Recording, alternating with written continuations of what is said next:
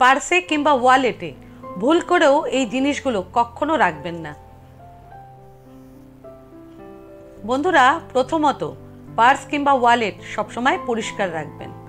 ছেঁড়া ফাটা পার্স কিংবা ওয়ালেট কখনো ব্যবহার করবেন না, কারণ পার্স কিংবা ওয়ালেটের মাধ্যমেই বাড়িতে মা লক্ষ্মী আসে এবং পার্স কিংবা ওয়ালেটেই থাকে মা লক্ষ্মী।